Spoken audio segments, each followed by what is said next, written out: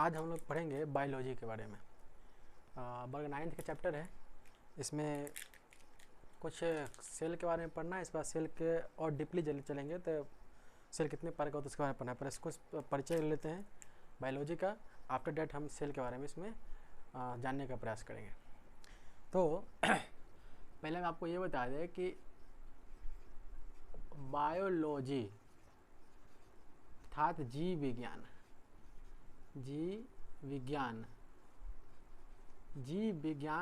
के जनक जो है, जीव विज्ञान के जनक अरस्तु को कहा जाता है, क्योंकि जीव विज्ञान के जनक मीन्स जीव विज्ञान के खोजकर्ता।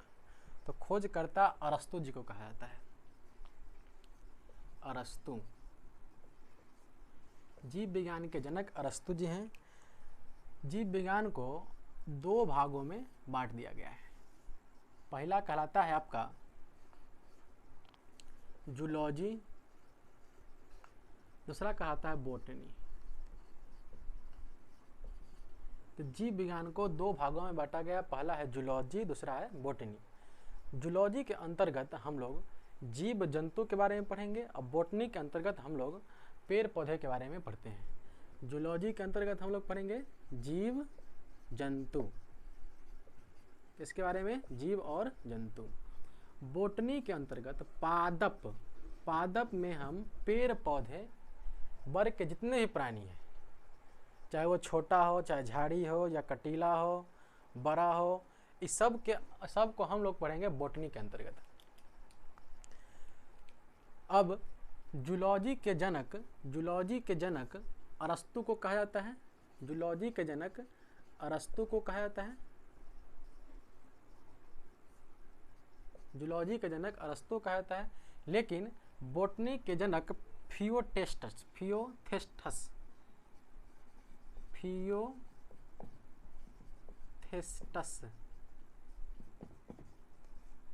बॉटनी के जनक थियोथेस्टस जी हैं। जूलॉजी के अंतर्गत हम लोग जीव जंतु के बारे में पढ़ेंगे, जिनका जनक अरस्तु जी हैं। बॉटनी के अंतर्गत हम लोग पेड़ पौधे के बारे में पढ़ेंगे, जिसका जनक है थियोफेस्टस। अब हम लोग शरीर की सबसे छोटी इकाई कोशिका के बारे में अध्ययन करेंगे। तो कोशिका का वैज्ञानिक नाम क्या है? तो साइटो है। नाम जो है वैज्ञानिक नाम इसका है साइटो। क्या है? साइटो। किसका? कोशिका का। कोशिका का वैज्ञानिक नाम क्या है? साइटो। सेल और साइटो दोनों मिलता जुलता याद रखिएगा।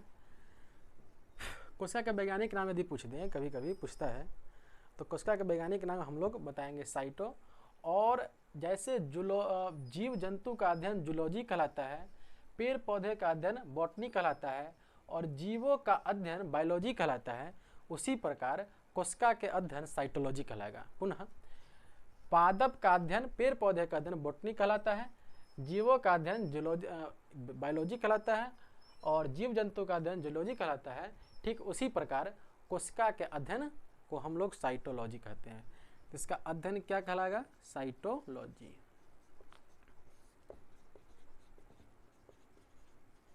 ठीक है। अब कोशिका का खोज सर्वप्रथम रदरफोर्ड जी ने किए थे। इसका खोजकर्ता था रदरफोर्ड। खोजकर्ता रदरफोर्ड। लेकिन रदरफोर्ड साहब जो थे वह मृत कोशिका के ही खोज किया था। कब किया था? 1665 में। 1665 में खोज किया था। तो मृत कोशिका का खोज किया था। किस कोशिका का खोज किया था? मृत कोशिका का खोज किया था। कोशिका के जनक रदरफोर्ड को कहा जाता है, लेकिन रदरफोर्ड साहब ने 1665 में कोशिका का तो खोज किया, लेकिन मृत कोशिका का खोज किया उन्होंने। अब जीवित कोशिका का भी खोज करता है। तो जीवित कोशिका के खोज किया था, उसका नाम है ल्यूवेनहोयक। क्या नाम है?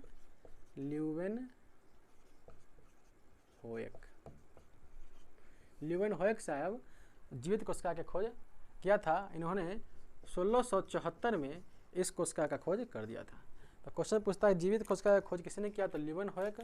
मृत कोशिका की खोज किसने किया? तो रदरफोर्ड। सीधे कोशिका का पूछेगा तो आप इसमें रदरफोर्ड में मार सकते हैं। आगे बढ़ें। अब 2 वैज्ञानिक आया, उसका नाम है स्लाइडेन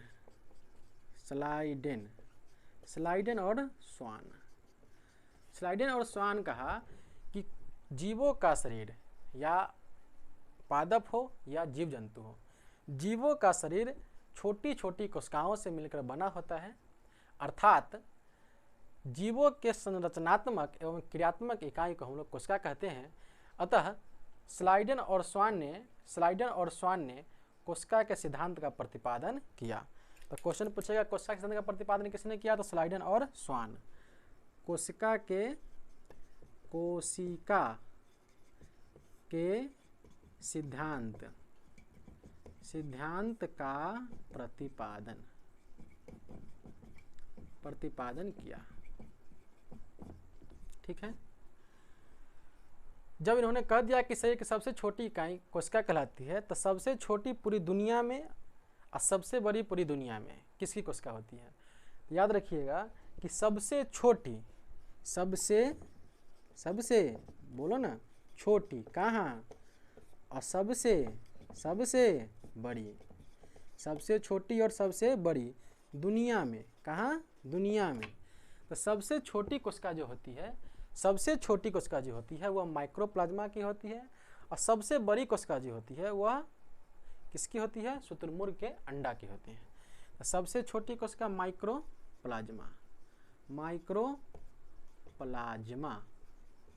और सबसे छोटी कोशिका शुतुरमुर्ग के अंडा, सबसे छोटी माइक्रोप्लाज्मा और सबसे बड़ी शुतुरमुर्ग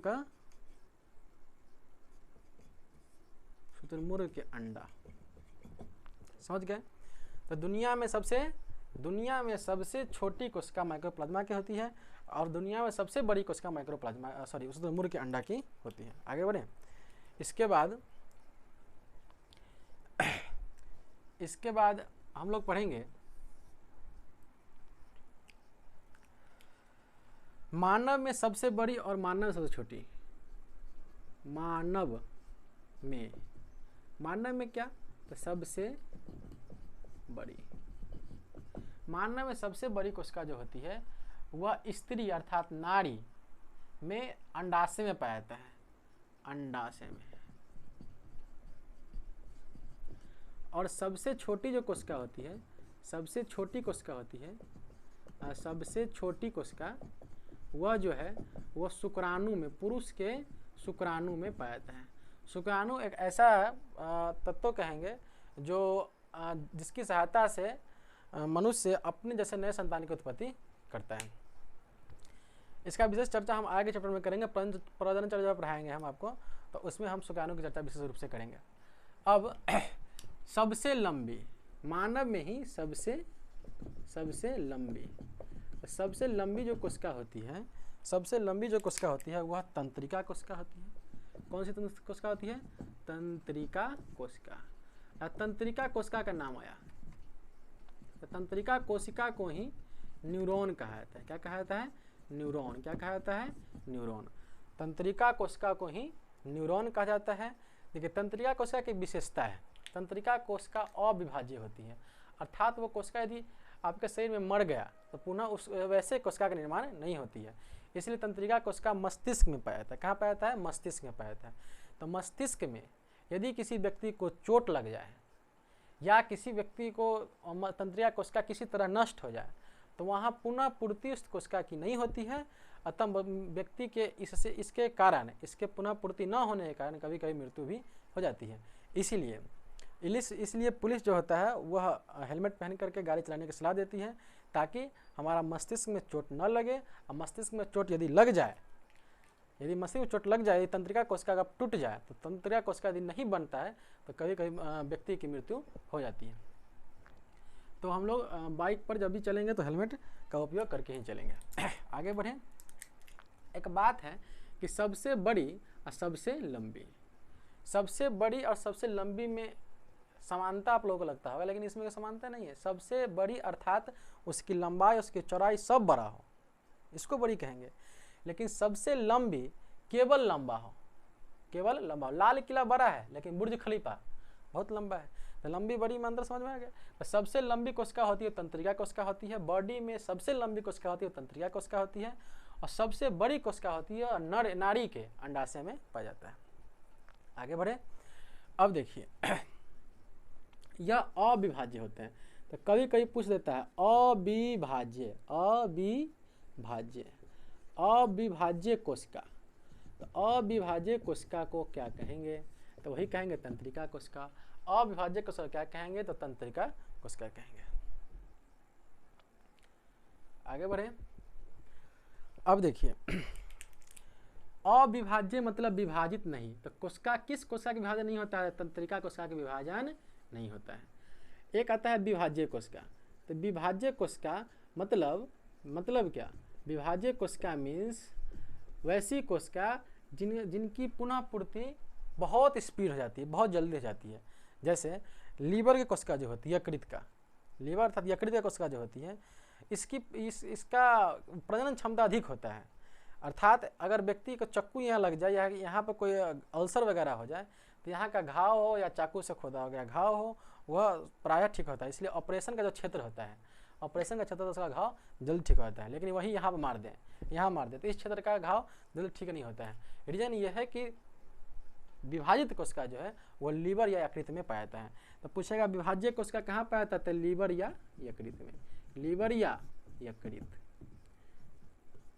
आगे चले। अब चलिए, अब आगे बात आती है आगे चले।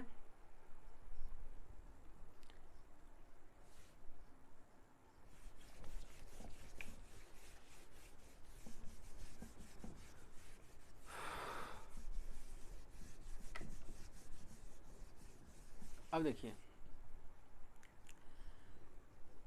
अब हम बताते हैं आपको पादप कोशिका जंतु कोशिका में अंतर। तो पादप कोशिका और जंतु कोशिका में अंतर कुछ इस प्रकार है। जंतु कोशिका की इस प्रकार का आकृति लगभग होता है, लेकिन पादप कोशिका जो होती है वो प्रायः चरखूट होती है, इस प्रकार होती है। पादप कोशिका जो होती है प्रायः क्या होती है? चरखूट होती है।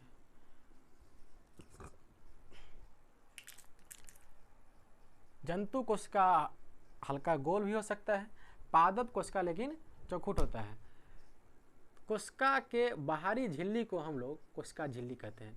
यह जो आवरण देख रहे हैं आप लोग, इस आवरण को हम लोग कहेंगे कोशिका झिल्ली। क्या कहेंगे? कोशिका झिल्ली। ठीक है। यह जो है वो प्रोटीन का बना होता है।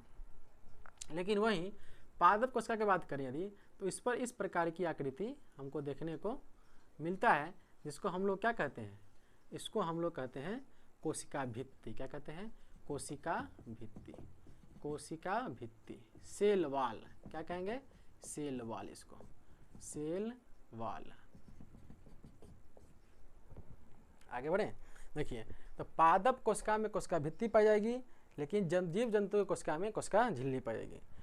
पादप कोशिका की कोशिका भित्ति सेलुलोज की बनी होती है, यह सेलुलोज की बनी होती है। किसकी बनी होती है?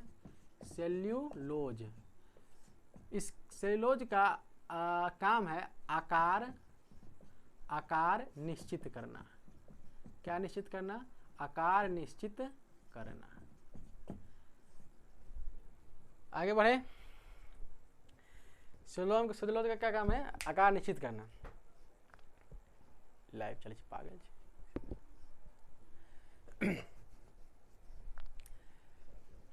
जंतु कोशिका जो होती है वह प्रोटीन के बनी होती है। इसमें कई प्रकार के कोशिका के अंदर क्षेत्र होते हैं। इस प्रकार से ये हो गया आपका माइटोकॉन्ड्रिया। तो माइटोकॉन्ड्रिया का कार्य क्या होता है? तो माइटोकॉन्ड्रिया का कार्य होता है ऊर्जा का निर्माण करना। माइटोकॉन्ड्रिया के जो बाहरी क्षेत्र होती है उसे हम लोग कहते हैं क्रिस्टी कहते हैं। माइटोकॉन्ड्रिया का खोज जो है वो अल्टमैन ने किया था। कौन किया था? अल्टमैन। माइटोकॉन्ड्रिया का खोज अल्टमैन ने किया था। इसके बाहरी क्षेत्र को हम लोग कहते हैं क्रिस्टी। इसमें ऑक्सीशोषण होता है, अर्थात ऑक्सीजन का लेन देन यहाँ पर अधिक मात्रा में होता है। यह इसमें क्रेब्स चक्र चलते रहते हैं और क्रेब्स चक्र के कारण यहाँ पर एटीपी बनता है और एटीपी से ग्लूकोज बनता है। इसीलिए उसी ग्लूकोज से यहाँ ऊर्जा की उत्पत्ति होती है, अर्थात ऊर्जा का निर्माता माइटोकॉन्ड्रिया है, इसलिए ऊर्जा माइटोकॉन्ड्रिया को कोशिका का ऊर्जा गृह भी कहा जाता है। ऊर्जा गृह, क्या कहेंगे इसको? ऊर्जा गृह। The power house of the cell mitochondria का था। किसने किया था खोज? अल्टमैन ने किया था। माइटोकॉन्ड्रिया खोज अल्टमैन ने किया था। इसके बाहरी क्षेत्र को हम लोग क्रिस्टी कहते हैं, और इसका पावर हाउस इसलिए कहा था कि इसमें ऑक्सीशोषण होता है, और जब ऑक्सीशोषण होगा तो उसमें एटीपी का निर्माण होगा, और एटीपी से ग्लूकोज बनेगा, और ग्लूकोज से ही ऊर्जा की निर्माण होता है, इसलिए इसे power house of the cell कहा जाता है। इसलिए power house of the cell अर्थात कोशिका का ऊर्जा गृह भी कहा जाता है। अब अगला पार्ट है आपको गोल्जी। गोल्जी के बारे में जानने का कुछ प्रयास करेंगे। तो गोल्जी का काम क्या है? तो गोल्जी का काम है कि विभिन्न पदार्थों को विभिन्न जगहों हस्तांतरण करना, यानी कि पदार्थ को एक जगह से दूसरी जगह तक ले जाना ही गोल्जी का काम है। इसका प्रतिपादन अर्थात इसका खोजकर्ता जो है वह है कैमिलो गोल्जी। कौन है? Camillo Golgi. Camillo Golgi ji ने इसका खोज किया था। साधारणतः कहेंगे कि यातायात का साधन के रूप में इसका उपयोग कोशिका के अंदर किया जाता है। अब आगे बात आती है ईआर का। ईआर का अर्थ क्या होता है? ईआर का अर्थ होता है endoplasmic reticulum. Endoplasmic reticulum means क्या? ईआर मीन्स इंडोप्लाज्मिक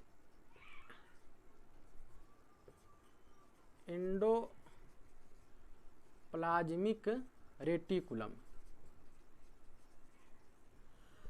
हिंदी में यदि बात करें तो अंतः प्रद्रवी जालिका। अंतः प्रद्रवी जालिका का कार्य होता है या कोशिका के अंदर के आंतरिक सहायता प्रदान करना। इसकी संरचना कुछ इस प्रकार देखने को हमको कोशिका के अंदर मिलेगा। तो अंतः प्रद्रवी जालिका का काम होता है कोशिका के अंदर आंतरिक सहायता प्रदान करना। तो कोशिका के अंदर आंतरिक सहायता प्रदान कौन करता है? तो ये करता है आपका ईआर, इंडोप्लाज्मिक रेटिकुलम, अंतः प्रद्रवी जालिका।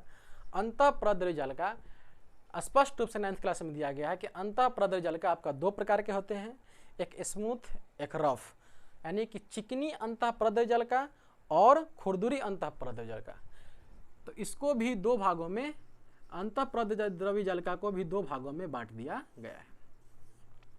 एक होता है चिकनी अंतः प्रद्रव्यी जालिका, और दूसरा होता है खुरदुरी अंतः प्रद्रव्यी जालिका। देखिए चिकनी या खुरदुरी में क्या डिफरेंट है? चिकनी अंतः प्रद्रव्य जालिका में कार्बोहाइड्रेट और वसा का निर्माण होता है। तो कार्बोहाइड्रेट और वसा का निर्माण कहाँ होगा? तो अंतः प्रद्रव्य जालिका में, लेकिन किसमें? चिकनी में। किसमें? चिकनी में। अंतः प्रद्रव्य जालिका में तो कार्बोहाइड्रेट या वसा का निर्माण होगा, लेकिन कहाँ होगा? तो चिकनी में। क्या होता है? कार्बोहाइड्रेट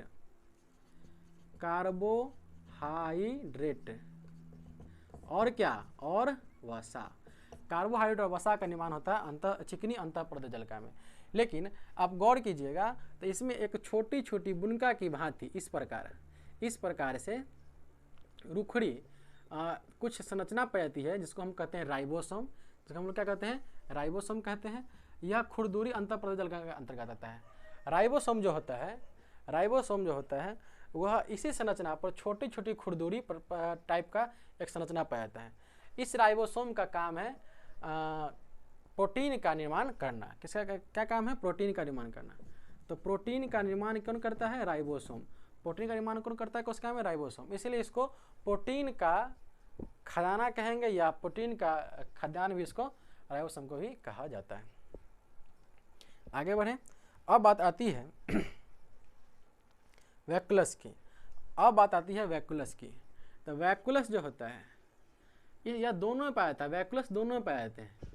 तो वैक्यूलस जो होते हैं, वैक्यूलस मीन्स रसधानी, रसधानी, वैक्यूलस अर्थात रसधानी। रसधानी हम लोगों के अंदर, जीव के अंदर पेड़ पौधे की अपेक्षा बहुत नगण्य छोटी मात्रा में होती है, लेकिन पेड़ पौधे में वैक्यूलस अधिक मात्रा में बहुत बड़ा होता है। अर्थात वैक्यूलस में पानी का संचयन होता है। तो हमारे बॉडी में और पेड़ पौधा के बॉडी में, दोनों में किस में अधिक होगा? तो पेड़ पौधा में अधिक होगा, क्योंकि पेड़ पौधा को अधिक जल की आवश्यकता पड़ती है। तो वैक्यूलस दोनों में होते हैं, पादप कोशिका में भी, जंतु कोशिका में भी, दोनों में होते हैं, लेकिन सबसे बड़ा वैक्यूलस होता है इसमें, पादप कोशिका में। वैक्यूलस, इसका काम होता है जल, क्या काम होता है? जल संचयन। क्या काम होता है? जल संचयन, संचयन। जल संचयन का काम करता है कौन? तो वैक्यूलस। आगे बढ़े, अब बात आती है सेंट्रोसोम की। C for centrosome, C for centrosome. Centrosome को ही हम लोग कहते हैं, सेंट्रोसोम को कहते हैं हम लोग तारकाय, तारकाय। इसका प्रतिपादन जो है वो बोबेरी ने किया था। क्या कौन किया था? बोबेरी, बोबेरी। सेंट्रोसोम का प्रतिपादन या खोजकर्ता बोबेरी साहब जी हैं। देखिए सेंट्रोसोम का काम क्या होता है? सेंट्रोसोम का काम यह होता है कि यदि आपके कोशिका के अंदर कोई कोशिका की मृत्यु हो जाती है, आपके बॉडी के अंदर कोई कोशिका की मृत्यु हो जाती है, तो वहाँ के रिक्त स्थान को खाली छोड़ दिया जाता है। तो सेंट्रोसोम जाएगा और नए कोशिका की उत्पत्ति सेंट्रोसोम वहाँ जाकर के कर देगा। तो सेंट्रोसोम का काम होता है नए कोशिका की उत्पत्ति करना। तो सेंट्रोसोम का क्या काम होता है? ये नए कोशिका की उत्पत्ति करना। अब न्यूक्लियस अर्थात केंद्रक, केंद्रक, केंद्रक। देखिए यह जो है केंद्रक, जो है केंद्रक कोशिका का दिमाग होता है। दिमाग हम इसलिए इसको कहेंगे कि जितना भी माइटोकॉन्ड्रिया है, गोल्जी है, सेंट्रोसोम है, वैक्यूलस है, ईआर एंडोप्लाज्मिक रेटिकुलम है, सारा का सारा इसके माथा से चलता है। जब तक ये कहने के लिए कोई काम नहीं करेगा तब तक कोई भी माइटोकॉन्ड्रिया, गोल्जी, सेंट्रोसोम, वैक्यूलस कोई अपना काम ढंग से नहीं करेगा। अर्थात कोशिका का जो दिमाग है, mind of the cell is called nucleus. कोशिका के दिमाग को न्यूक्लियस या केंद्रक कहा जाता है। और केंद्रक का खोजकर्ता जो है वो रॉबर्ट ब्राउन जी हैं। केंद्रक खोजकर्ता रॉबर्ट ब्राउन, रॉबर्ट